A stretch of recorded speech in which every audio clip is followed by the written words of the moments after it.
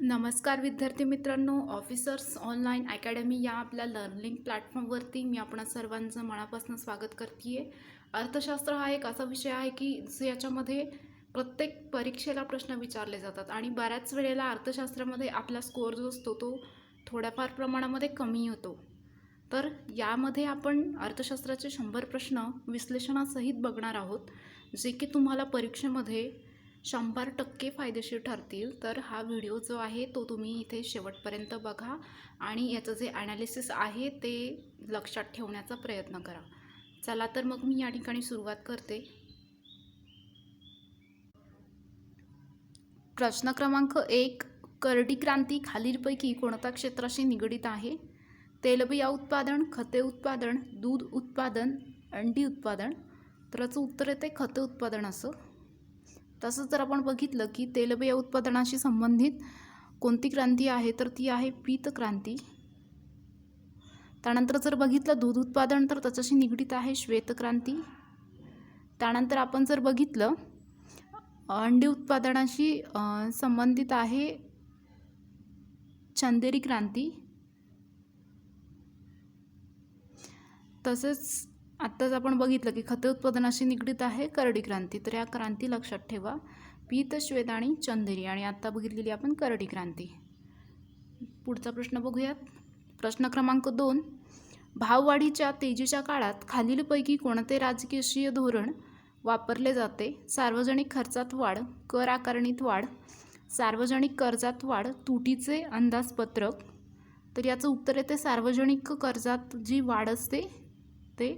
या ठिकाणी या प्रश्नाचं उत्तर येईल. तेजीचा जो काळ असतो त्याच्यामध्ये राजकोषीय जे धोरण आहे त्याच्यामध्ये हे वापरलं जातं, सार्वजनिक कर्जात वाढ. सार्वजनिक कर्जात वाढ, आता याच्यामध्ये नेमकं काय केलं जातं की लोकांकडे जी क्रयशक्ती असते, लोकांकडून क्रयशक्ती काढून घेण्यासाठी, ती कमी करण्यासाठी सरकारी आणि खाजगी व्यक्ती संस्थांकडून कर्जाच्या स्वरूपामध्ये निधी उभारते. सरकार काय करतं की जे खाजगी व्यक्ती असतात आणि जे संस्था असतात त्यांच्याकडून कर्जाच्या स्वरूपामध्ये त्या ठिकाणी जो निधी असतो तो उभा केला जातो. त्यामुळे लोकांकडील जो पैसा आहे तो कमी होऊन वस्तू आणि सेवांची मागणी त्या ठिकाणी घटते आणि जी किंमत पातळी असते ती त्या ठिकाणी उतरते. लोकांकडे जो पैसा आहे तो त्या ठिकाणी काढून घेतला जातो, जेणेकरून जी मागणी असते एका वस्तूची किंवा सेवांची ती त्या ठिकाणी त्याची मागणी घटते आणि त्याची जी किंमत पातळी असते ती त्या ठिकाणी कमी होते. तर अशा प्रकारे सार्वजनिक कर्जात वाढ याच्यामध्ये लोकांकडची जी क्रयशक्ती असते ती कमी करण्यासाठी सरकार जे काही खाजगी व्यक्ती आहेत आणि ज्या काही संस्था आहेत त्यांच्याकडून कर्जाच्या स्वरूपामध्ये जो निधी आहे ते उभारते आणि लोकांकडील पैसा त्या ठिकाणी कमी केला जातो आहे आणि वस्तू आणि सेवांची जी मागणी असते ती त्या ठिकाणी घटते आणि किंमत पातळी जी आहे ती त्या ठिकाणी उतरते. प्रश्न क्रमांक 3, 15वा वित्त आयोगाचे कालावधी कोणता होता? 2018, 2022, 2020 ते 2025, 2015 ते 2020 यापैकी नाही. तर याचं उत्तर येतं 2020 ते 2025 हा जो कालावधी होता तो त्या ठिकाणी 15वा जो वित्त आयोग होता त्याचा त्या ठिकाणी तो कालावधी होता. तसेच जर बघितलं तर कलम 280 याच्या अंतर्गत 5 वर्षांनी दर वित्त आयोग जो आहे त्याची स्थापना त्या ठिकाणी केली जाते. तर 5 वर्षांनी वित्त आयोगाची स्थापना केली जाते कलम 280 अंतर्गत. तर हे लक्षात ठेवा. पुढील प्रश्न क्रमांक 4, नियोजन आयोगाचे पहिले अध्यक्ष कोण होते? श्री जवाहरलाल नेहरू, श्री राजेंद्र प्रसाद, सी.डी. देशमुख, श्री के.सी. पंत. तर श्री जवाहरलाल नेहरू हे जे होते ते नियोजन आयोग जे होतं पहिलं त्याचे त्या ठिकाणी अध्यक्ष होते.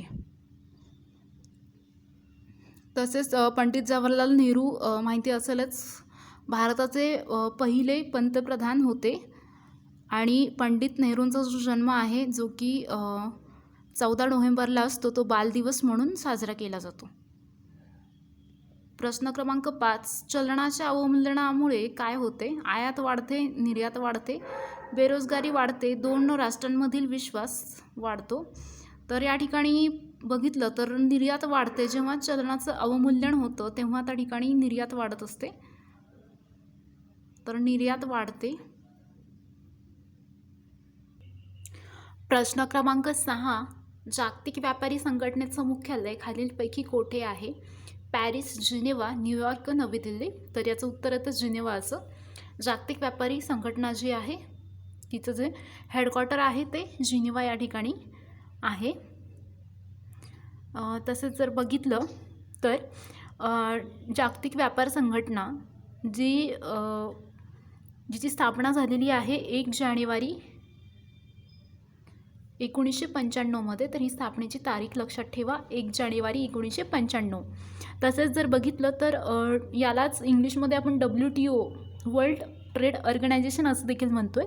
तर WTOची स्थापना विचारली किंवा जागतिक आरोग्य संघटनेचं मुख्यालय विचारलं तर ते तुम्हाला सांगता यायला हवं. 1 जानेवारी 1995ला स्थापना झाली आहे आणि याचं मुख्यालय आहे जिनेवा या ठिकाणी, जे की स्वित्झर्लंड या ठिकाणी स्थित आहे.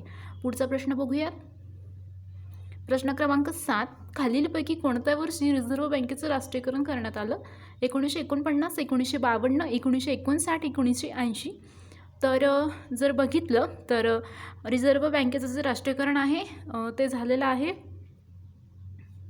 1949 आणि तो एक कायदा होता बँकिंग विनियमन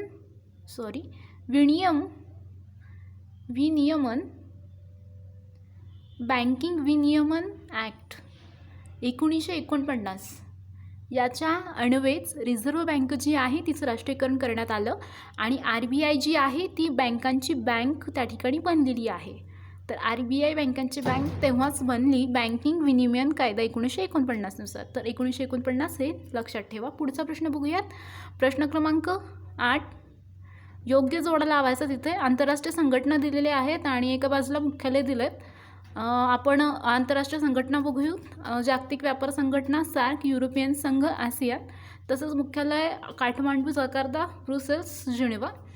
तर हे जे आहे ते करंटच्या दृष्टीने तर अत्यंत महत्त्वाचं आहेच की कुठल्या आंतरराष्ट्रीय संघटनेचं हेडक्वार्टर कुठे आहे. तर हे तुम्हाला पाठ करायचं आहे आणि लक्षात देखील ठेवायचं. तर आपण सर्वप्रथम बघूया जागतिक व्यापार संघटना. जसं प्रश्न आत्ताच आपण बघितला तिचं जे मुख्यालय आहे ते जिनेवा या ठिकाणी आहे, जे की स्वित्झर्लंडमध्ये आहे. तसंनंतर आहे सार्कचं जे हेडक्वार्टर आहे ते काठमांडू या ठिकाणी आहे.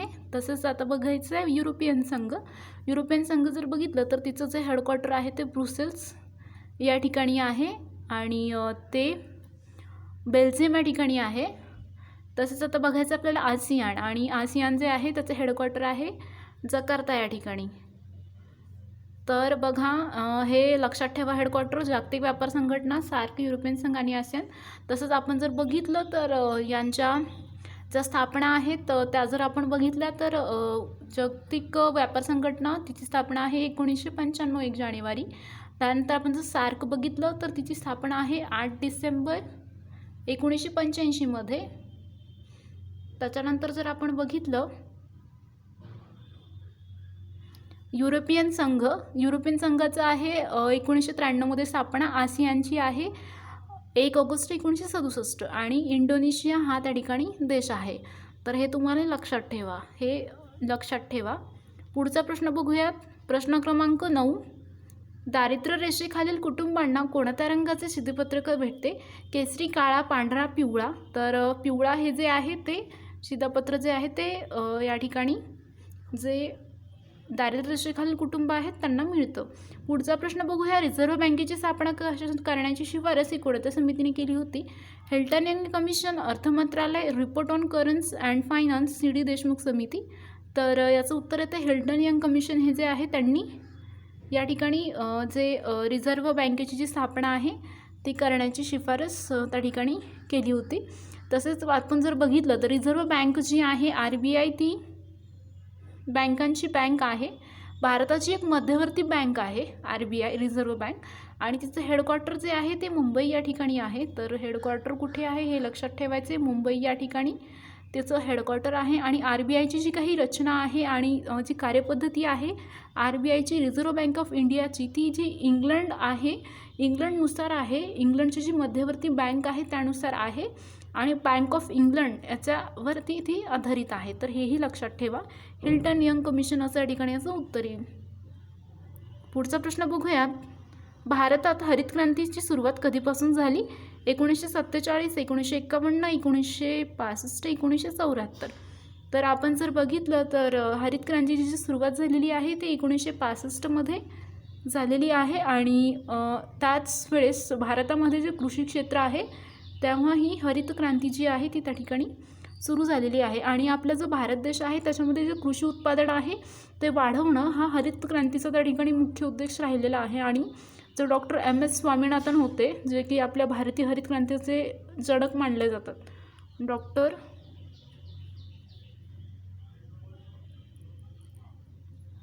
MS स्वामीनाथन हे नाव लक्षात ठेवायचं, याच्यावर देखील प्रश्न विचारलेला आहे.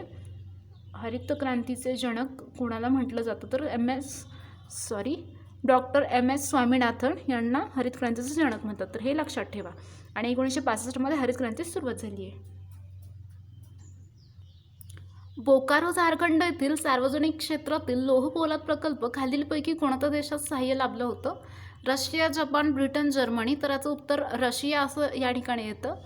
जे बोकारो झारखंड या ठिकाणी जे सार्वजनिक क्षेत्रातील लोह पोलाद प्रकल्प होते त्याचा आपल्याला सहाय्य लाभलं होतं रशिया या देशाचं. आणि रशिया जे आहे त्यांनी त्या ठिकाणी आपल्याला मदत केलेली आहे.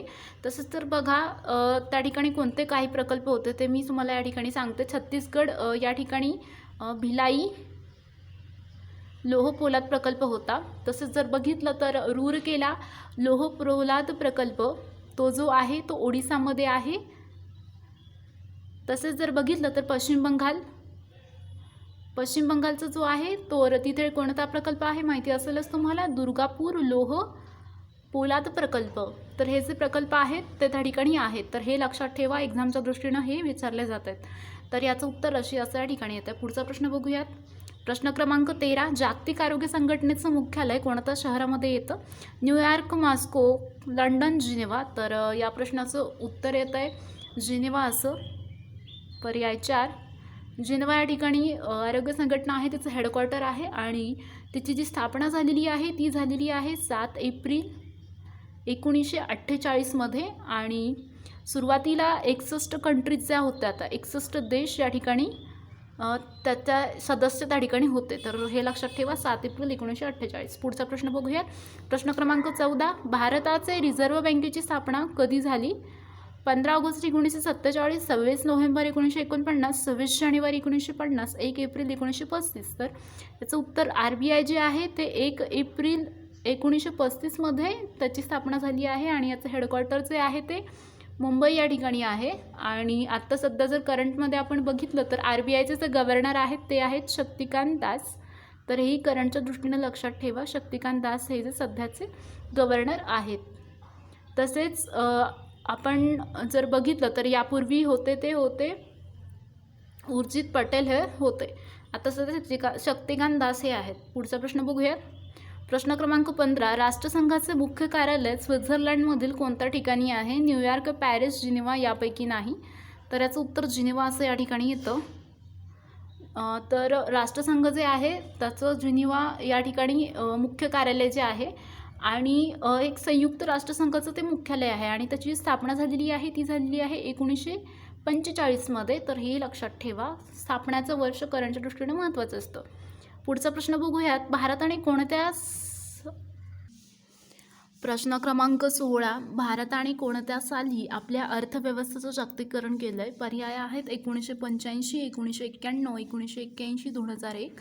तर 1991मध्ये भारतानं जागतिकीकरण केलेले आहे अर्थव्यवस्थेचं.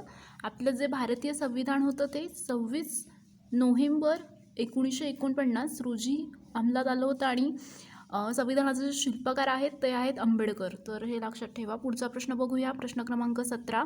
कृषी क्षेत्रातील पीतक्रांती म्हणजे कोणत्या उत्पादनातील वाढ होईल? कापूस, रेशीम, तेलबिया, दूध.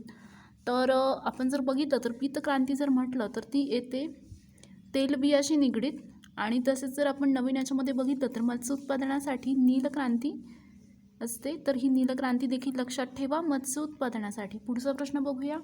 प्रश्न क्रमांक 18. रंगराजन समितीनं कशाशी संबंधित आहे? राष्ट्रीय बचत आणि गुंतवणूक गुजरात दंगल, मुंबई दहशतवादी हल्ला, राजीव गांधी हत्याकांड. तर राष्ट्रीय बचत आणि गुंतवणूक याच्याशी संबंधित रंगराजन समिती आहे आणि ही जी रंगराजन समिती आहे ती 2011मध्ये नेमण्यात आली होती. तर इयर लक्षात ठेवा 2011.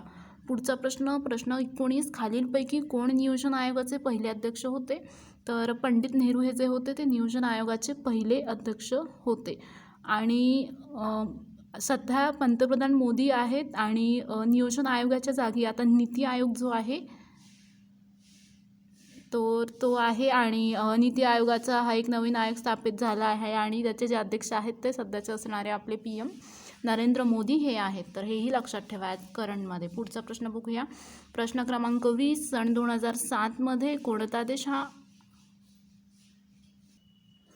सार्कचा 8वा सदस्य बनला आहे? 2007मध्ये कोणता देश हा सार्कचा 8वा सदस्य बनला? पर्याय आहेत नेपाळ, अफगाणिस्तान, मालदीव आणि म्यानमार.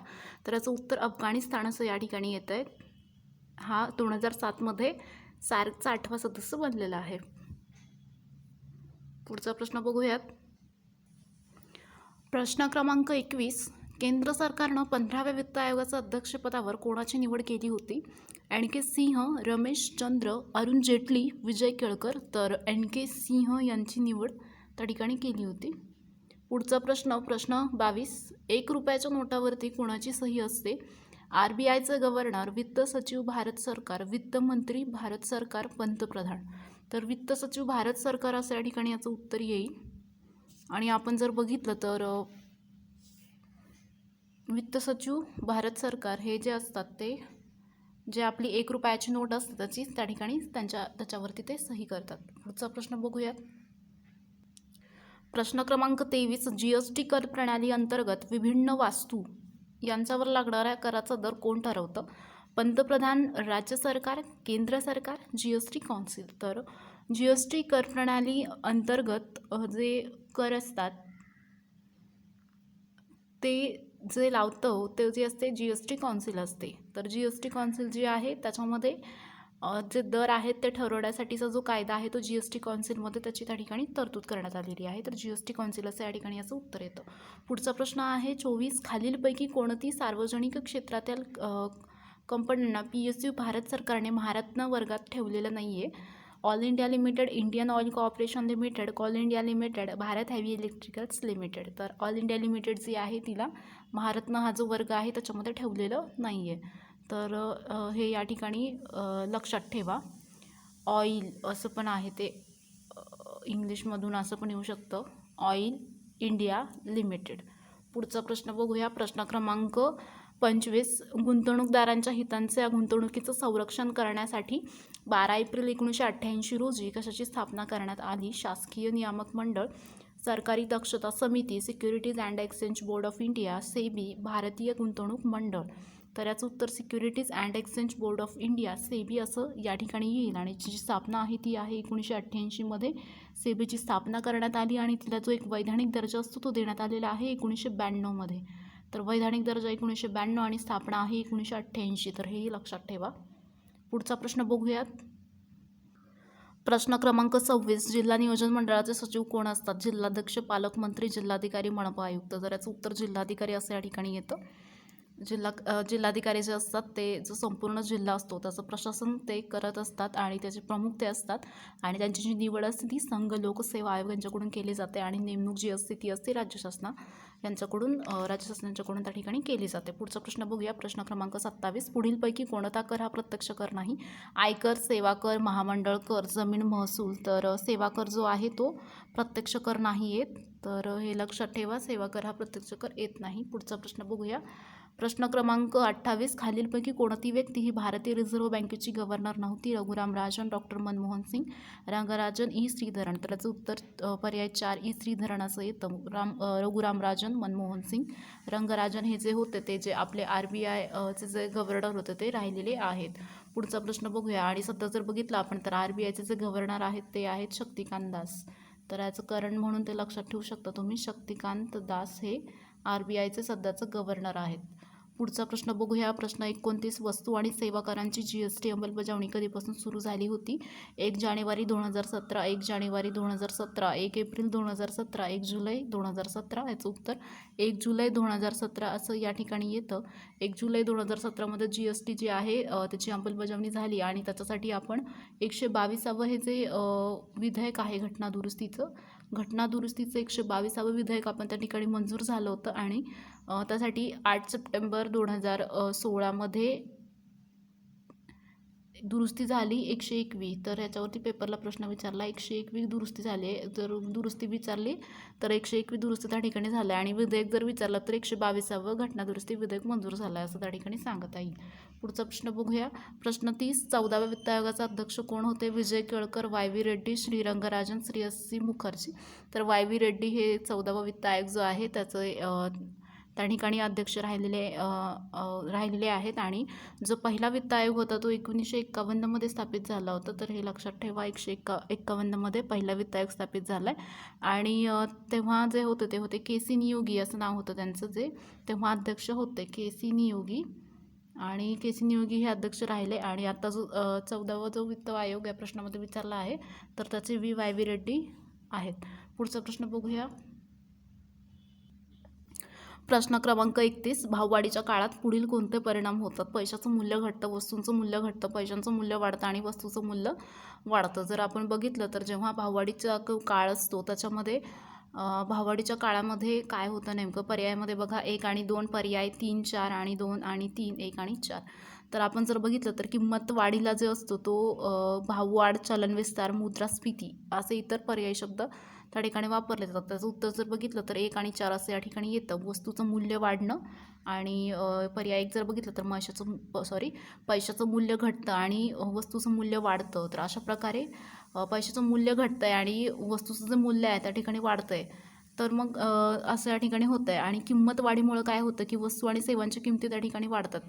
जेव्हा किंमत वाढते तेव्हा बाजारामध्ये असणाऱ्या ज्या काही वस्तू आणि सेवा आहेत, वस्तू आणि सेवा तर त्यांचं ज्या किमती आहेत त्या ठिकाणी वाढतील आणि चलनाची जी खरेदी शक्ती असते ती कमी होत जाते. म्हणजे बघा की जेव्हा मार्केटमध्ये एखाद्या वस्तूची किंमत वाढती आहे तेव्हा त्याची जी खरेदी करणारे जे लोक असतात त्यांची संख्या आपोआपच त्या ठिकाणी कमी होते, कारण वस्तूची किंमत ही वाढलेली असते. जेव्हा वस्तूचे भाव हे कमी असतात तेव्हा जी खरेदी शक्ती आहे किंवा लोक जी खरेदी करतायत वस्तू ती त्या ठिकाणी जास्त प्रमाणामध्ये केली जाते. परंतु जेव्हा भाववाढ असते तेव्हा वस्तूचं खरेदी करण्याचं जे प्रमाण असतं त्या ठिकाणी कमी कमी होत जातं. तर खरेदी शक्ती ही त्या ठिकाणी कमी होते आणि जेव्हा वस्तू आणि सेवांच्या किमती त्या ठिकाणी वाढतात. तर जेव्हा भाववाढ होते तेव्हा पैशाचं मूल्य घटतं आणि वस्तूचं मूल्य जे असतं ते वाढतं. तर हे लक्षात ठेवा. पुढचा प्रश्न बघूया. प्रश्न क्रमांक 32. खालीलपैकी कोणत्या ठेवीवर बँक व्याज देत नाही आहे? मुदत ठेव, आवर्ती ठेवी, बचत ठेवी आणि चालू ठेव.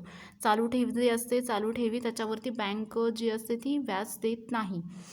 तर जी काही मुदत ठेवी असते ती एक कालबद्ध ठेवी असते आणि एकदा आपण भरणा केल्यानंतर मुदतीपूर्वी सहसा त्यातून ती रक्कम काढता येत नाही. आपली जी मुदत ठेव आता पर्यायामध्ये आहे 1 नंबरला मुदत ठेव. मुदत ठेवमध्ये नेमकं काय असतं की एक फिक्स डिपॉझिट रक्कम असते जी त्या वर्षाकरिता किंवा आपण एक ठराविक टाईम पिरियड त्या ठिकाणी ठरवलेला असतो आणि त्या ठराविक टाईम पिरियडमध्ये आपण ती जी ते जे पैसे असतात ते एक ठराविक टाईम पिरियडपर्यंत सेव्ह केलेले असतात.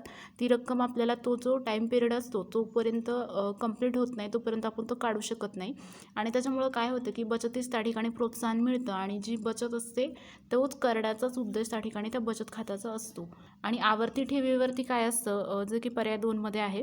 आवर्ती ठेवीमध्ये काय असतं की आवर्ती ठेवीमध्ये मुदत ठेवीच्या तुलनेमध्ये कमी व्याज मिळतं. याच्यामध्ये व्याज मिळतं पण आवर्ती ठेवीमध्ये जी मुदत ठेव असते त्याच्यापेक्षा कमी व्याज त्या ठिकाणी मिळतं. तर प्रश्न असा होता की व्याज कुठं भेटत नाही? तर चालू ठेव जी असते त्याच्यावरती कोणतंही व्याज त्या ठिकाणी मिळत नाही. तर याचं उत्तर ते चालू ठेवीवर व्याज भेटत नाही. पुढचा प्रश्न बघूयात. प्रश्न क्रमांक 33. कोणतेही अर्थविधेयक कोणाच्या सहीशिवाय संसदेमध्ये प्रस्तुत करता येत नाही? पंतप्रधानांच्या, अर्थमंत्र्यांच्या, राष्ट्रपतींच्या, अर्थसचिवांच्या. तर राष्ट्रपतींचं जे सही असते त्याच्याशिवाय अर्थविधेयक जे असतं ते सहीशिवाय त्यांच्या संसदेमध्ये मांडता येत नाही आहे. आणि आपण जर बघितलं तर राष्ट्रपतींची मंजुरी मिळाल्यानंतरच विधेयक जे असतं त्याचं कायद्यामध्ये रूपांतर होतं. तर विधेयक जे असतं त्याचं कायद्यात रूपांतर जे होतं ते होतं राष्ट्रपतींच्या संमतीनेच. सो मग त्याच्यामुळं त्यांची म्हणजे जे संमती आहे ती गरजेची असते. आणि जर आपण याला बघितलं अपवाद जर बघितलं आपण तर धनविधेयक जे आहे धनविधेयकासाठी राष्ट्रपती जे आहेत तर त्यांची अगोदरच परमिशन म्हणजे त्यांची पूर्वसंमती जी आहे ती त्या ठिकाणी अगोदरच घेतलेली असते. आणि त्यामुळं राष्ट्रपती त्याची जी मंजुरी आहे की जेव्हा ते त्यांच्याकडे वापस येतं नंतर जेव्हा संसदेमधून दोन्ही सभागृहातून पारितून जेव्हा ते त्यांच्याकडे येतं तर तेव्हा त्यांना संमती द्यावीच लागते, कारण ते त्यांच्या पूर्वसंमतीनंच त्या ठिकाणी मांडण्यात आलेलं असतं. तर धनविधेयक हे लक्षात ठेवा, पेपरला याच्यावरती पण प्रश्न येऊ शकतो. तर याचं उत्तर पर्याय 3 तर राष्ट्रपतीच्या सहीशिवाय संसदेमध्ये प्रस्तुत करता येत नाही. पुढचा प्रश्न बघूया. प्रश्न क्रमांक 34. भारतातील सार्वजनिक क्षेत्रातील सर्वात मोठी बँक कोणती आहे? Bank of Maharashtra, state bank of India, Punjab national bank, HDFC bank. तर स्टेट बँक ऑफ इंडिया ही जी आहे ती सार्वजनिक क्षेत्रातील सार्वजनिक क्षेत्रातील सर्वात मोठी बँक आहे. तसेच जर बघितलं आपण आता तर SBIचे जे SBI जी आहे ती एक सार्वजनिक क्षेत्रातील सर्वाधिक उलाढाल करणारी आणि एक ग्राहक संख्या जास्त असणारी बँक आहे. पुढचा प्रश्न बघूया. 35. खालीलपैकी कोणाला अर्थशास्त्राचे जनक मानलं गेलं? Adam Smith, Alfred Marshall robin यापैकी नाही. तर ॲडम स्मिथ हे जे आहेत ते अर्थशास्त्राचे जनक आहेत. तर तुम्हाला हे लक्षात ठेवायचं आहे, ॲडम स्मिथ अर्थशास्त्राचे जनक आहेत. जागतिक बँकेचे पुढचा प्रश्न बघूया. जागतिक बँकेचं मुख्यालय कुठे आहे? न्यूयॉर्क, लंडन, वॉशिंग्टन आणि टोकियो. तर याचं उत्तर वॉशिंग्टन असं या ठिकाणी येईल. जागतिक बँक जी आहे तिलाच वर्ल्ड बँक असं म्हटलं जातं. तर ही जी वर्ल्ड बँक आहे तिचं जे हेडक्वार्टर आहे तिचं जे मुख्यालय आहे ते वॉशिंग्टन या ठिकाणी आहे. आणि वर्ल्ड बँक जी आहे तिचे जे अध्यक्ष आहेत ते आहेत जिम योंग किम. तर हे लक्षात ठेवा. पुढचा प्रश्न बघूया. प्रश्न क्रमांक 37. रिझर्व्ह बँकेच्या जवळ व्यावसायिक बँकांना ठेवावा लागणारा किमान रोख निधी म्हणजे काय असतो? SLR, CRR, repo, OMD. तर आपण जर बघितलं तर रिझर्व्ह बँकेजवळ जो ठेवलेला किमान रोख निधी असतो त्याला CRR असं म्हटलं जातं. तर हे लक्षात ठेवा, CRR असं या ठिकाणी याचं उत्तरही येतं. आणि CRR म्हणजेच काय तर द कॅश रिझर्व्ह रेशो. तर हे लक्षात ठेवा, कॅश रिझर्व्ह रेशो असतो. आणि आपण SLR जर बघितलं तर त्याचं होतं स्टॅच्युटरी लिक्विडिटी रेशो. तर हे कॅश रिझर्व्ह रेशो या ठिकाणी लक्षात ठेवा. पुढचा प्रश्न बघूया. 6 ऑगस्ट 1952 रोजी कशाची स्थापना करण्यात आली? नियोजन आयोग, राष्ट्रीय विकास परिषद, राष्ट्रीय आर्थिक परिषद आणि नियोजन परिषद. तर 6 ऑगस्ट 1952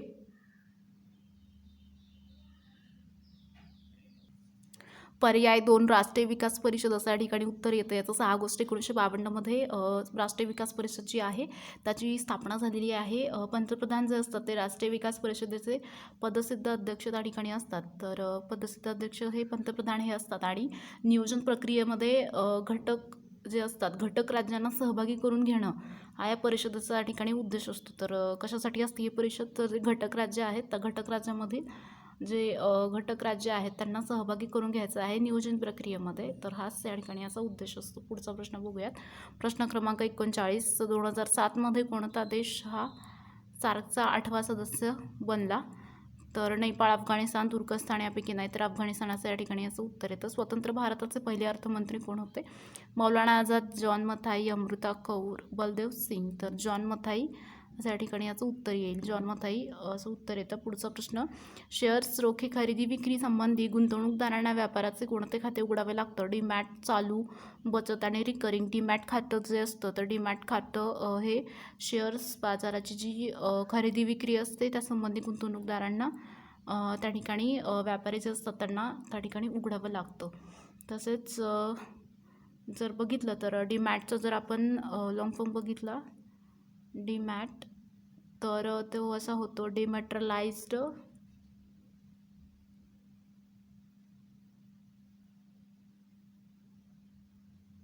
अकाउंट. सो हे लक्षात ठेवा, डिमॅटरलाइज्ड अकाउंट. आणि हे जे खातं असतं त्याच्यामध्ये शेअर्स जे असतात त्या शेअर्सची इलेक्ट्रॉनिक माध्यमातून त्या ठिकाणी शेअर्स हे ठेवले जातात. सो इलेक्ट्रॉनिक मीडियम त्या ठिकाणी यूज केलं जातं शेअर्सना ठेवण्यासाठी. डिमॅटरलाइज्ड अकाउंट. पुढचा प्रश्न. लोढा समितीच्या शिफारसीनुसार आधारित लोढा समितीच्या शिफारसींवर आधारित भारतीय क्रिकेट नियामक मंडळाच्या कारभारावर अंकुश ठेवण्यासाठी सर्वोच्च न्यायालयानं नियुक्त केलेल्या समितीमध्ये खालीलपैकी कोणाचा समावेश होतो? रामचंद्र गुहा, विक्रम लिमये, डायना एडल्जी, विनोद राय. तर या प्रश्नाचं उत्तर येतं आहे पर्याय 4. पर्याय खाली दिलेले आहेत 1, 3, 4, 1, 2, 3, 1, 4 आणि वरील सर्व. तर वरील सर्व म्हणजे हे सर्व जे आहेत रामचंद्र गुहा, विक्रम लिमये, डायना एडल्जी आणि विनोद राय या सर्वांचा समावेश त्या ठिकाणी होतोय.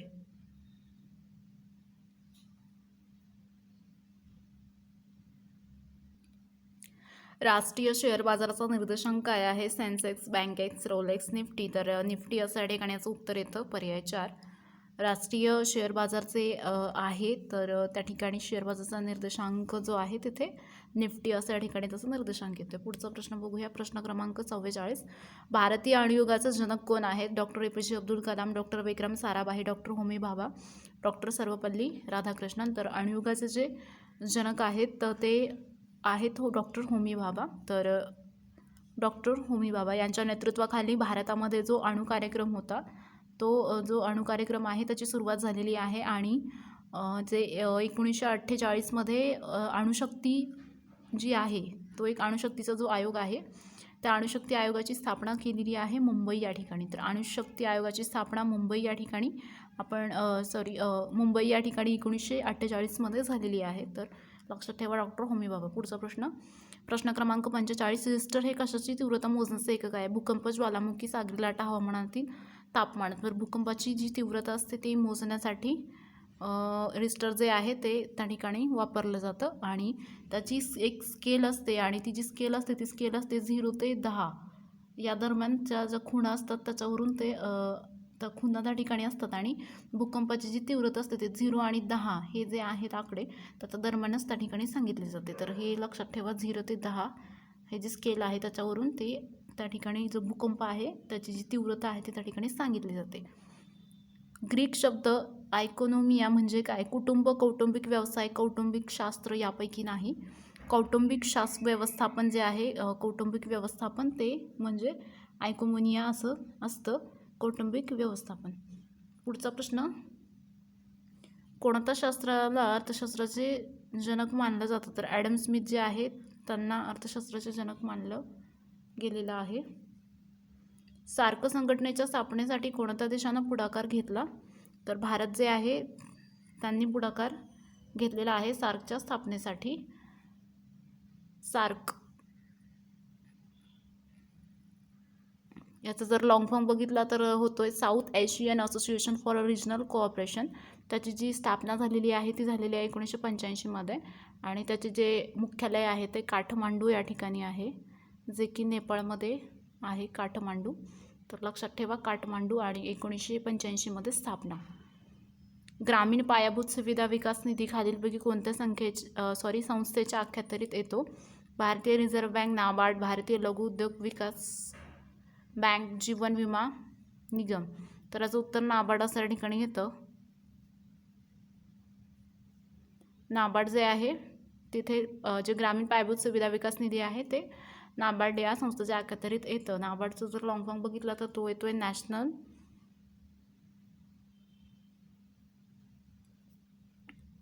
बँक फॉर ॲग्रिकल्चर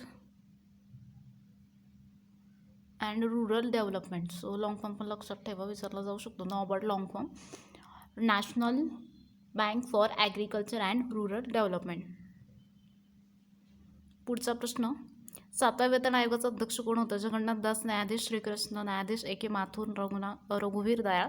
तर न्यायाधीश A.K. माथुर हे जे होतं जो 7वा वेतन आयोग होता त्याचे अध्यक्ष होते आणि त्याचा जो अहवाल होता तो 19 नोव्हेंबर 2015मध्ये सादर झालेला होता आणि त्याची जी शिफारस होती मुख्य ती केली होती की अशी होती की केंद्रीय कर्मचाऱ्यांची जी 23.6% पगारवाढ आहे ती आयोगाच्या शिफारसीनुसार 1 जानेवारी 2016पासून ती अंमलात आलेली होती.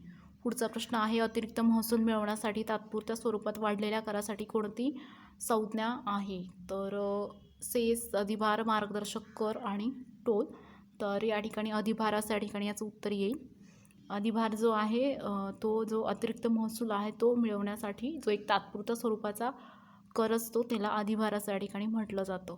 पुढचा प्रश्न, खालीलपैकी RBIचे कोणतं कर्तव्य नसतं? चलनी नोटांची निर्मिती करणं, सरकारची बँक म्हणून कार्य करणं, पैशाचे नियंत्रण करणं आणि देशाचे आर्थिक अंदाजपत्रक तयार करणं. तर देशाचे आर्थिक अंदाजपत्रक तयार करणं हे जे काम आहे ते RBIचं नाही आहे. ती जी जबाबदारी आहे आर्थिक जे अंदाजपत्रक आहे ते करण्याची ती आहे अर्थ मंत्रालयाची. तर अर्थ मंत्रालयाची जबाबदारी जी आहे ती देशाचं आर्थिक अंदाजपत्रक तयार करणं असं. अर्थशास्त्र हे कोणतं शास्त्र आहे? भौतिक, सामाजिक, नैसर्गिक यापैकी नाही तर सामाजिक असं अर्थशास्त्र हे शास्त्र आहे. आणि जे ॲडम स्मिथ आहेत ते ॲडम स्मिथ लक्षात ठेवा, हे ॲडम स्मिथ जे आहेत ते अर्थशास्त्राचे जनक आहेत आणि त्यांनी अर्थशास्त्र म्हणजे संपत्तीचे शास्त्र असं त्या ठिकाणी व्याख्या मांडली होती. अर्थशास्त्र एक सामाजिक शास्त्र आहे.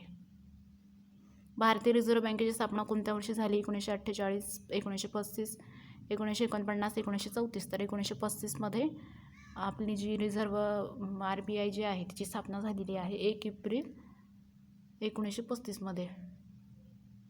तसं जर आपण बघितलं तर त्याचं राष्ट्रीयकरण झालेलं आहे 1 जानेवारी 1949मध्ये त्याचं राष्ट्रीयकरण झालेलं आहे. हे जे तारखा आहेत ते लक्षात ठेवा. 1 जानेवारी 1949मध्ये राष्ट्रीयकरण झालं, 1 एप्रिल 1935मध्ये रिझर्व्ह बँकेची स्थापना झाली. आणि कार्य काय करते तर ते आपले जे भारत आहे, भारतासाठी जे चलन निर्मिती आहे, चलन निर्मितीचं काम ती करते. आणि पहिले जे गव्हर्नर होते तर पहिले गव्हर्नर होते CD देशमुख. तर याच्यावरती पण प्रश्न आलेला आहे CD देशमुखवर नेहमी की पहिले गव्हर्नर कोण होते? तर ते पहिले गव्हर्नर होते CD देशमुख. तर हे लक्षात ठेवा. आणि सध्या जर बघितलं गव्हर्नर कोण आहेत तर शक्तिकांत दास हे सध्या कार्यरत आहेत गव्हर्नर म्हणून. नीती आयोगाचा अध्यक्ष कोण असतात? राष्ट्रपती, पंतप्रधान, उपराष्ट्रपती यापैकी नाही तर पंतप्रधान हे नीती आयोगाचे अध्यक्ष असतात. नीती आयोग. तर नीती आयोग जर बघितलं तर बघा त्याचं लॉंग फॉर्म काय होतं? National institutional for transforming India. National institution for transforming India जे भारताचं विकास धोरण आहे ती ठरवणारी एक सर्वोच्च संस्था ही आहे. पंडित नेहरूंनी ही जी योजना आहे ती बरखास्त केली होती आणि अध्यक्ष आणि मुख्य कार्यकारी अधिकारी पंतप्रधानाचे असतात. पुढचा प्रश्न बघूया.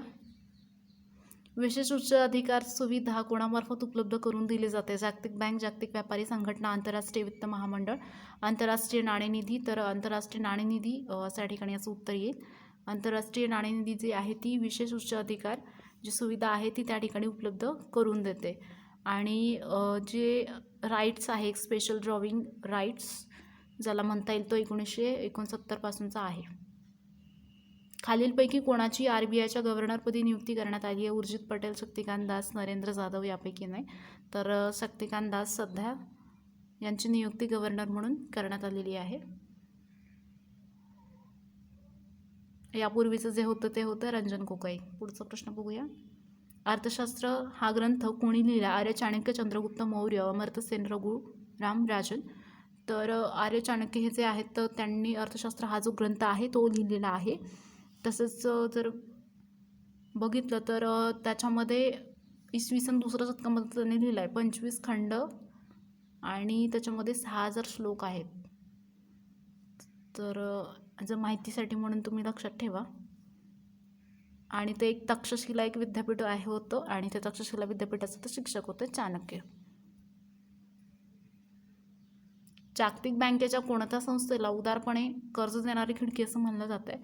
आंतरराष्ट्रीय नाणेनिधी, आंतरराष्ट्रीय वित्त संस्था, आंतरराष्ट्रीय विकास संस्था, भारतात सहायता क्लब. आंतरराष्ट्रीय विकास संस्था ही जी आहे तिला आंतरराष्ट्रीय विकास संस्थेला एक जागतिक बँकेच्या एक संस्था आहे की जी उदारपणे कर्ज देणारी खिडकी आहे असं म्हणलं जातं आहे आणि ती वॉशिंग्टनमध्ये आहे.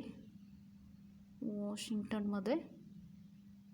आणि जर बघितलं तर जगामध्ये जे गरीबातील गरीब देश आहेत तिला कर्ज आणि जे वित्त आहे ते पुरवण्याचं जे सहाय्य करते ती. आणि जागतिक बँकेच्या सदस्यांपैकी एक आहे आणि 1960 यामध्ये तिची स्थापना झाली आहे 1960मध्ये. रुपयांचं अवमूल्यन म्हणजे काय? रुपयांचं मूल्य वाढणं, रुपया नव्यानं चलनात आणणं, रुपयाची किंमत कमी करणं यापैकी सर्व. तर रुपयांची किंमत कमी करणं हे जे असतं ते असतं रुपयाचं अवमूल्यन. आणि जे डॉलर असतात डॉलरच्या तुलनेमध्ये जी किंमत असते ती कमी करणं. भारत सरकारनं 1960 आणि 1991मध्ये 1960 आणि 1991 तर हे वर्ष लक्षात ठेवा. 1960 आणि 1991 याच्यामध्ये अवमूल्यन जे आहे तर घडवून आणलेलं आहे. पुढचा प्रश्न बघूया.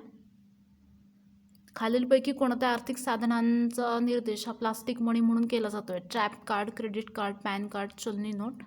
क्रेडिट कार्ड जे असतं त्याचा जो यूज आहे त्या ठिकाणी तर एक आर्थिक साधनाचा निर्देश प्लास्टिक मनी म्हणून त्या ठिकाणी त्याला संबोधलं जात आहे.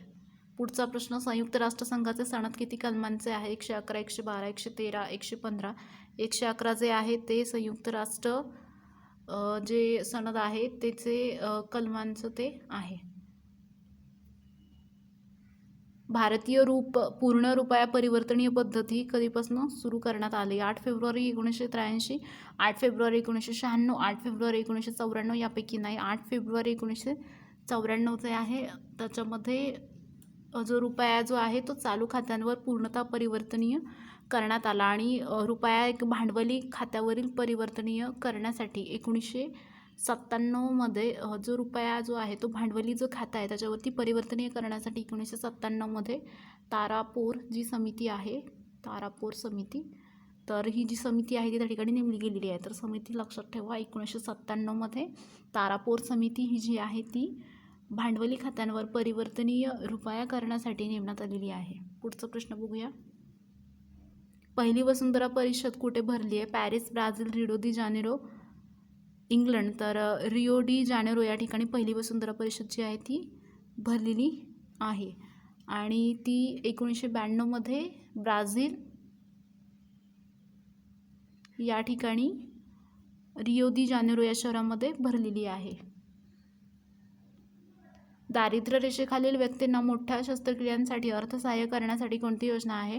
राजीव गांधी आरोग्य योजना, सावित्रीबाई आधार योजना, आरोग्य योजना यापैकी नाही. तर या प्रश्नाचं उत्तर यापैकी वरील ज्या योजना आहेत त्यापैकी एकही योजना ही या ठिकाणी मोठ्या शस्त्रक्रियांना अर्थसहाय्य करण्यासाठीच नाही आहे.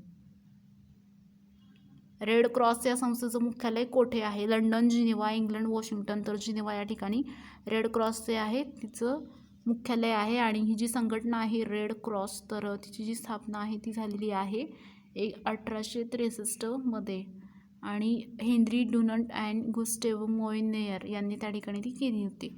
तर 1863 लक्षात ठेवा रेड क्रॉस स्थापना. युनोच्या सुरक्षा समितीवरील कायमस्वरूपी सदस्यांमध्ये खालीलपैकी कोणत्या देशांचा समावेश नाही आहे? फ्रान्स, रशिया, चीन आणि जपान. तर जपानचा ठिकाणी समावेश या ठिकाणी होत नाही.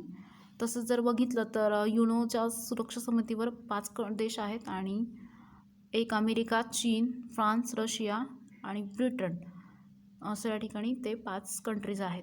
फ्रान्स त्याच्यामध्ये येत आहे, रशिया आहे, चीन आहे, जपान त्याच्यामध्ये येत नाही आहे, ब्रिटन येत आहे आणि अमेरिका. तर हे लक्षात ठेवा.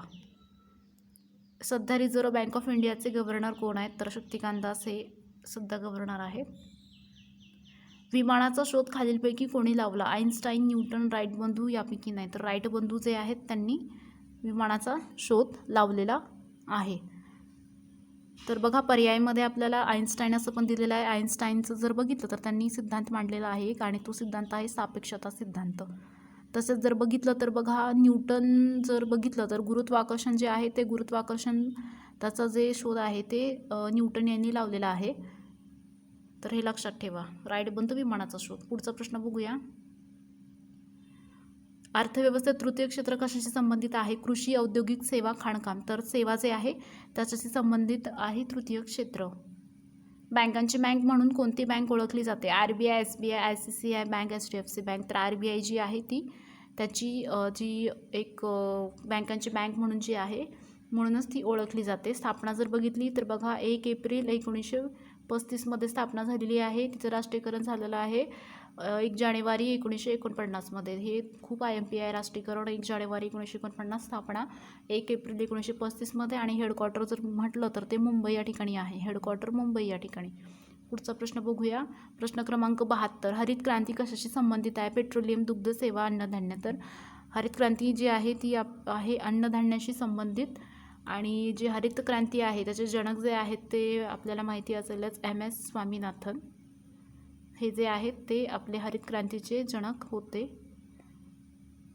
MS स्वामीनाथन आणि हरित क्रांतीचे जनक त्यांना म्हणलं जातं, तर हे लक्षात ठेवा. तसेच पर्यायामध्ये आपल्याला दुग्ध पण दिलेलं आहे, तर दुग्धाचे जे जनक आहेत, दुग्ध क्रांतीचे जनक, ते व्हॅरगीस कुरियन असं नाव आहे त्यांचं, व्हॅरगीस कुरियन, हे पण लक्षात ठेवा. सेन्सेक्स काय असतं? सोशल साईट, बँक, खाजगी बँक प्रणाली, लोकसंख्या निर्देशांक, शेअर बाजार निर्देशांक. तर सेन्सेक्स जे आहे ते आहे शेअर बाजार निर्देशांक.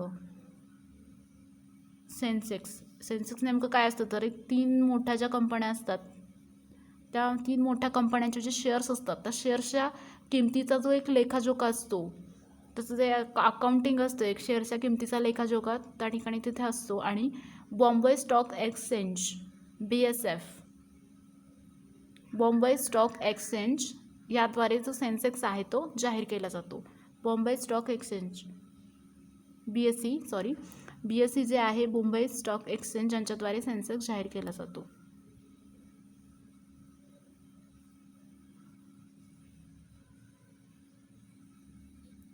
शेअर बाजार निर्देशांक जागतिक व्यापाराचं नियमन करणारी आंतरराष्ट्रीय संस्था खालीलपैकी कोणती? IMF, UNSC, WTO, IFC.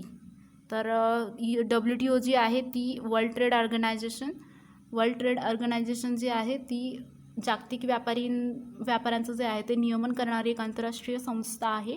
आणि तिचे जे सदस्य देश आहेत ते 164 आहेत. आणि तिचं जे मुख्यालय आहे ते जिनिव्हा या ठिकाणी आहे, जे की स्वित्झर्लंडमध्ये आहे. आणि WTO जी आहे ती 1 जानेवारी 1995मध्ये तिचं गॅट जे आहे, गॅटचं रूपांतर जे आहे ते जागतिक व्यापार संघटनेमध्ये झालेलं आहे. तर ते पण लक्षात ठेवा. Gets converted into WTO.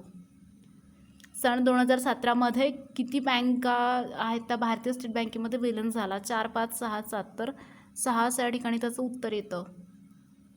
6 बँका ज्या आहेत त्या ठिकाणी भारतीय स्टेट बँकेमध्ये विलीन झाल्या. आणि बघा, मी थोडक्यात सांगते त्या 6 बँका कोणत्या होत्या. State bank of Patiala, state bank of Bikaner and Jaipur, state bank of Raipur, तसंच बघा स्टेट बँक ऑफ त्रावणकोर, तसंच स्टेट बँक ऑफ हैदराबाद आणि भारतीय महिला बँक. तर भारतीय महिला बँक पण याच्यामध्ये त्या ठिकाणी समाविष्ट झाली. तर या बँकांचं विलिनीकरण त्या ठिकाणी झालं आहे. पुढचा प्रश्न बघूया. भारतीय स्टेट बँकेच्या पहिल्या महिला अध्यक्ष म्हणून कोणाचं नाव निर्देश कराल? सानिया मिर्झा, अरुंधती भट्टाचार्य, विद्या बालन, इंदिरा नूई. तर अरुंधती भट्टाचार्य या ज्या होत्या त्या स्टेट बँकेच्या पहिल्या महिला अध्यक्ष होत्या. अरुंधती भट्टाचार्य. पुढचा प्रश्न बघूयात. रिझर्व्ह बँक ऑफ इंडियाचं मुख्यालय कुठं आहे? तर याचं उत्तर मुंबई या ठिकाणी रिझर्व्ह बँक ऑफ इंडियाचं मुख्यालय आहे. GST हा वस्तू व सेवा कर कोणता कर आहे? प्रत्यक्ष, अप्रत्यक्ष, दोन्ही बरोबर यापैकी नाही. तर हा एक अप्रत्यक्ष कर आहे GST. एक अप्रत्यक्ष कर त्या ठिकाणी GST त्या ठिकाणी येतो आहे. पुढचा प्रश्न बघूयात.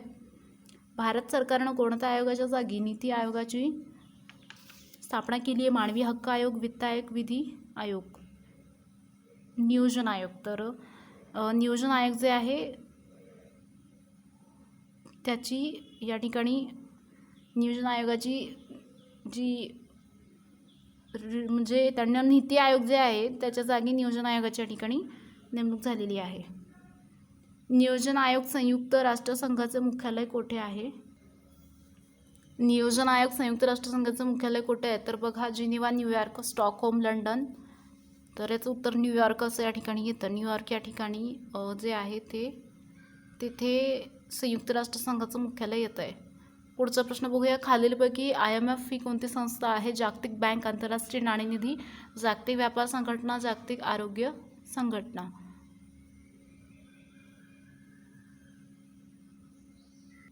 याचं उत्तर येतं पर्याय 2, आंतरराष्ट्रीय नाणेनिधी असं या ठिकाणी याचं उत्तर येतं IMF. आपण जर बघितलं तर एक आंतरराष्ट्रीय नाणेनिधी IMF आहे आणि संयुक्त राष्ट्राचे एक भाग म्हणून ही संस्था त्या ठिकाणी काम करते. आणि जगातील जे गरजू राष्ट्र आहेत त्यांना एक अल्पकालीन कर्ज देण्याचं जे काम आहे ते ही आंतरराष्ट्रीय नाणेनिधी करते. पुढचा प्रश्न बघूयात.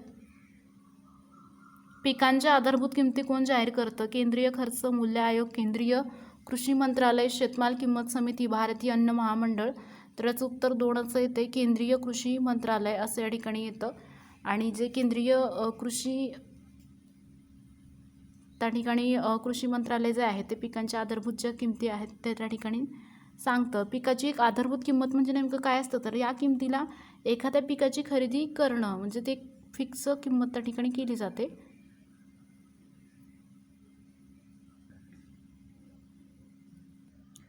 जे केंद्रीय कृषी मंत्रालय आहे 1965 साली त्यांनी काय केलं की 1965 साली शेतमालाचं जे मूल्य आहे त्याचे जे मूल्य आहे तर निश्चित करण्यासाठी भारतीय कृषी मूल्य आयोगाची त्या ठिकाणी स्थापना झाली 1965 लक्षात ठेवा.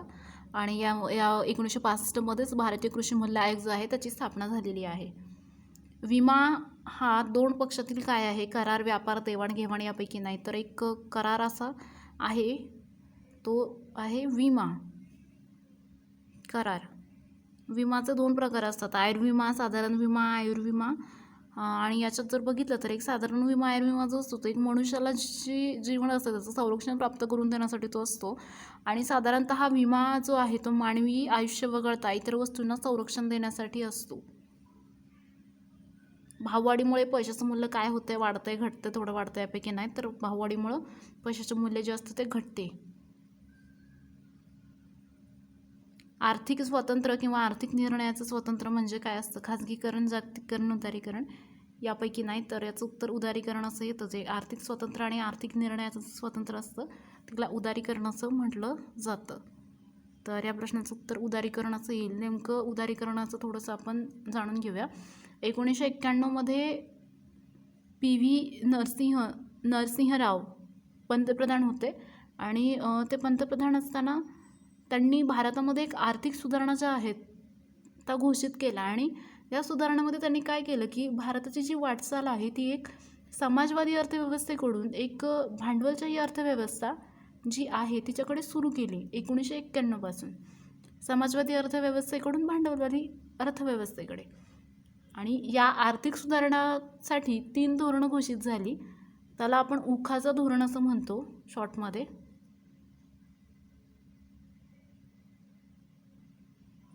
जे की उदारीकरण, खाजगीकरण आणि जागतिकीकरण असं त्या ठिकाणी ते आहे.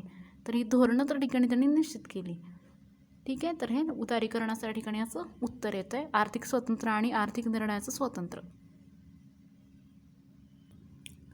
देशात जन्मदर आणि बालमृत्यू दराचं प्रमाण ठरविताना किती व्यक्ती मागेल प्रमाण लक्षात घेतलं जातं. प्रति 100, प्रति हजारी, प्रति लक्ष यापैकी नाही. तर प्रति हजारी जे आहे ते असं या ठिकाणी याचं उत्तर येईल. प्रति हजारी याचा अर्थ काय होतं की जे देशामध्ये जन्मदर आहे तो ठरवत असताना 1000 व्यक्तीमागे किती जन्मले ही माहिती मिळवली जाते. आणि बालमृत्यूदर ठरवत असताना 1000 बालकांमध्ये किती बालके मृत्यू पावलेत त्या ठिकाणी बघितलं जातं. जर कोणाला शेअर बाजारात उलाढाल करायची असेल तर त्या व्यक्तीचे कोणतं खातं असायला हवं, बचत खातं, चालू खातं, डीमॅट खातं, संयुक्त खातं. तर शेअरासाठी आपल्याला माहिती आहे डीमॅट खातं जे आहे ते शेअर बाजारामध्ये उलाढाल करण्यासाठी हवं आहे, डिमॅटेरियलाइज्ड अकाउंट. पुढचं बघूया प्रश्न.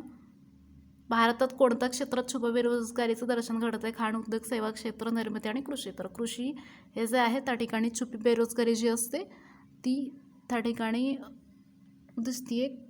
छुपी बेरोजगारी यालाच आपण अदृश्य आणि प्रच्छन्न बेरोजगारी असं पण म्हणतो. याच्यामध्ये नेमकं काय असतं की आपला क्षमतेचा एक पूर्ण वापर करून एखादं काम जेवढी व्यक्ती करू शकतात त्यापेक्षा जास्त व्यक्ती त्या कामामध्ये गुंतलेलं असणं.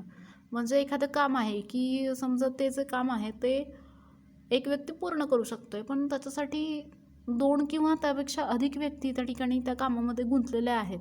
मग ते जे जास्तीचे व्यक्ती आहेत 2, तर ते 2 जे जास्तीचे व्यक्ती आहेत ते एक छुपी बेरोजगारी त्याला म्हणता येईल, एक अदृश्य बेरोजगारी, एक प्रचंड बेरोजगारी असं त्याला म्हणता येईल.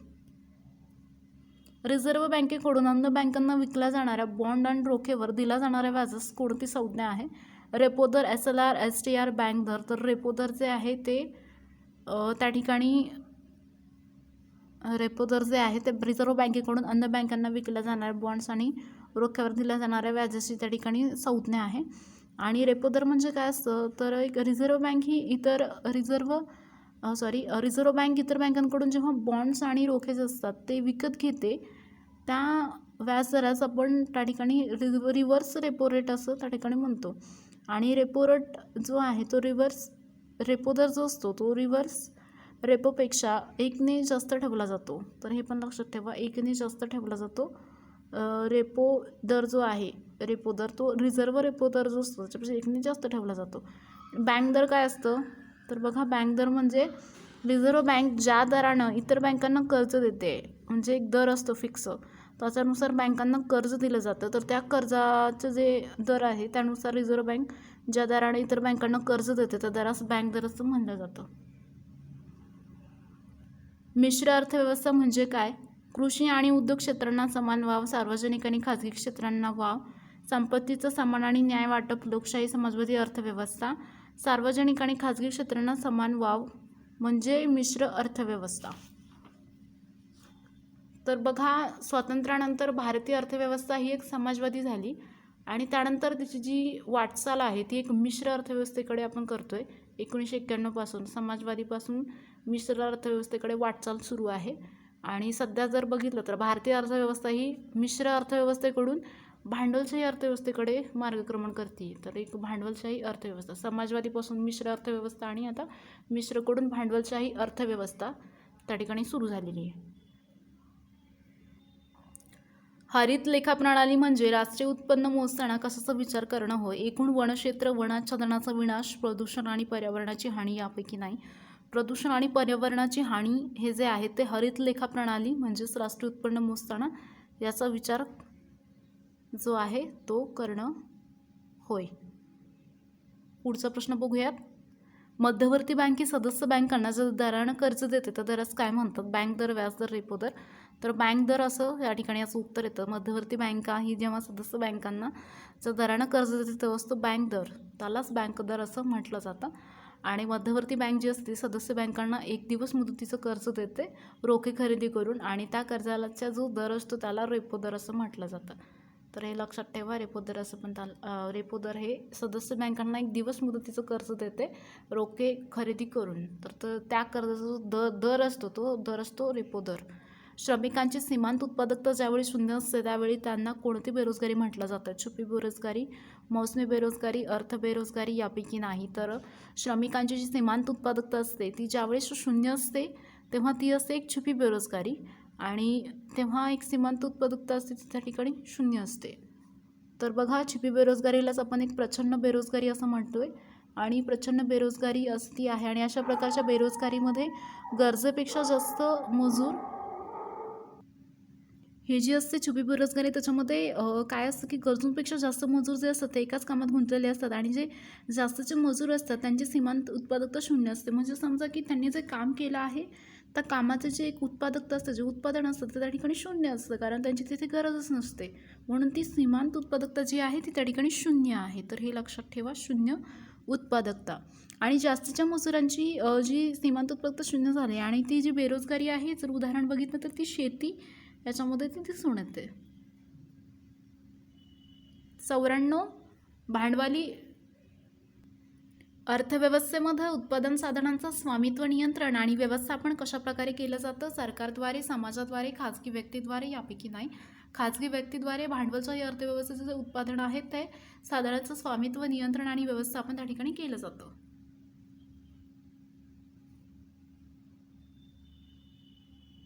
तर बघा, भांडवली अर्थव्यवस्थेमध्ये सरकारी हस्तक्षेपास त्या ठिकाणी मुभा नसते. एक गव्हर्नमेंटचं जे एक असतं की हस्तक्षेप म्हणता येईल, किंवा एक गव्हर्नमेंटचं जे काही रूल्स असं म्हणण्यापेक्षा एक गव्हर्नमेंटचा जो एक अधिकार असतो त्या ठिकाणी नसतो तिथे. आणि या ठिकाणी काय असतं की समाजवादी अर्थव्यवस्थेमध्ये उद्योगांवरती सरकारचं नियंत्रण त्या ठिकाणी असतं, पण या ठिकाणी भांडवली जे आहे त्या ठिकाणी सरकारचं कोणतंही नियंत्रण या ठिकाणी नसतं. भारतातील बँकिंग क्षेत्रातील नियंत्रण आणि संशोधन करणारी सर्वोच्च बँक कोणती? SBI, RBI, bank of India आणि यापैकी नाही. तर याचं उत्तर RBI असं त्या ठिकाणी येतं. बँकिंग क्षेत्राचं नियंत्रण आणि संशोधन करणारी एक सर्वोच्च बँक जी आहे ती आहे RBI, जिची स्थापना 1 एप्रिल 1935 आहे आणि तिचं राष्ट्रीयकरण 1 जानेवारी 1949 झालेलं आहे. बँकांची बँक आहे RBI, आणि बँकरूपी मनोऱ्याचं शिखर असंही तिला म्हणलं जातं. भारतासाठी मिश्र अर्थव्यवस्थेची शिफारस सर्वप्रथम कोणत्या योजनेमध्ये करण्यात आली? बॉम्बे योजना, जनता योजना, गांधी योजना यापैकी नाही. तर बॉम्बे योजना जी आहे ती मिश्र अर्थव्यवस्थेची शिफारस करण्यासाठी बॉम्बे योजना जी आहे तिची जी सर्वप्रथम शिफारस आहे ती त्या ठिकाणी या योजनेमध्ये करण्यात आलेली आहे.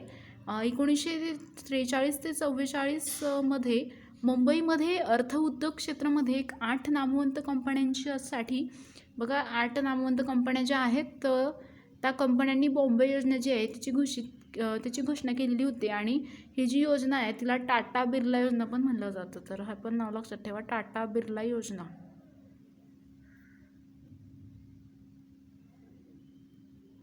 पुढचा प्रश्न 97 नंबर. बेसल निकष कशाशी संबंधित आहे? बँकांचे आंतरराष्ट्रीय कर्ज घेण्यासाठी, बँकांच्या कृषी पुरवठ्याबाबत पर्याय 1 आणि 2, बँकांच्या भांडवल पर्याप्ततेबद्दल. तर बँकांच्या भांडवल पर्याप्ततेबद्दल असं या प्रश्नाचं उत्तर येतं. बेसल निकष जो आहे तो तशाशी संबंधित आहे.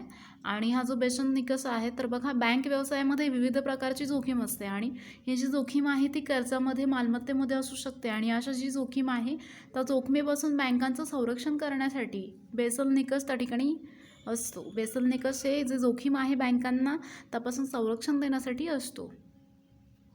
पुढचा प्रश्न बघूया. क्रिसिल ही कोणत्या प्रकारची संस्था आहे? व्यापारी बँक, प्राथमिक बँक, सामाजिक संस्था आणि पतदर्जा मापन संस्था. तर पतमापन दर्जा मापन संस्था याच्यासाठी क्रिसिल ही आहे. क्रिसिलचा जर लॉंग फॉर्म बघितला तर तो बघा तो काय येतो, credit rating information services of India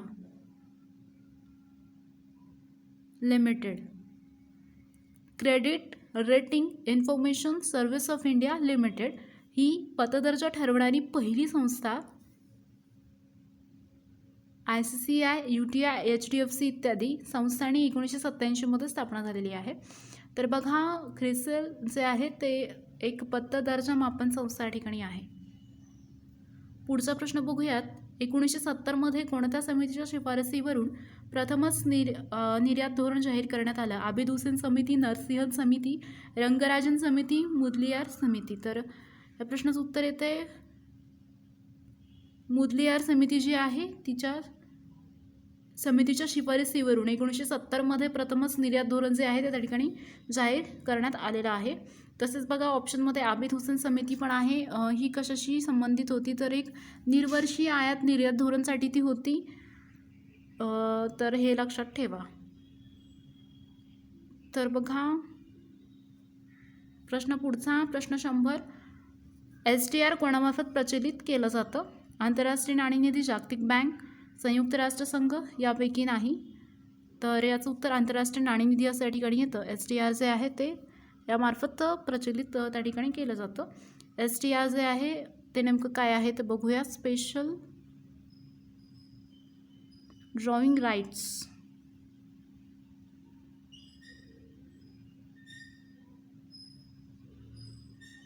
special drawing rights. तर बघा SDR जी आहे त्याची जी किंमत आहे ती पुढील चलनांच्या संदर्भात पण मोजली जाते. डॉलर येतं त्याच्यामध्ये, त्यानंतर येतो पाऊंड, त्यानंतर युरो, येन, युआन हे जे आहे त्या चलनामध्ये त्या संदर्भात देखील ती मोजली जाते. तर SDR हे जे आहे ते आंतरराष्ट्रीय नाणेनिधीमध्ये त्याच्यापासून ते प्रचलित केले जाते. आपल्याला जर याची PDF फाईल पाहिजे असेल या प्रश्नाची 1 ते 100 अर्थव्यवस्थेचे 100 प्रश्न, तर याची जी लिंक आहे ती मी खाली डिस्क्रिप्शन बॉक्समध्ये दिली आहे. तर याची PDF फाईल तुम्हाला तिथे मिळून जाईल. तर ज्यांना कुणाला ती हवी असेल तर ती तिथून तुम्ही डाउनलोड करून घ्या आणि तुमच्या मित्रांना पण ती शेअर करा, जेणेकरून त्यांचे पण प्रश्न जे आहेत ते अर्थव्यवस्थेचे हे जे प्रश्न मी आत्ता घेतले आहेत तो त्यातला प्रत्येक एक ना एक प्रश्न हा मागच्या वर्षीच्या पोलीस भरतीच्या पेपरमध्ये विचारण्यात आलेला आहे. तर हे प्रश्न तुम्ही पाठ करा, जेणेकरून तुमचं या प्रश्नामध्ये मार्क्स कटणार नाहीत.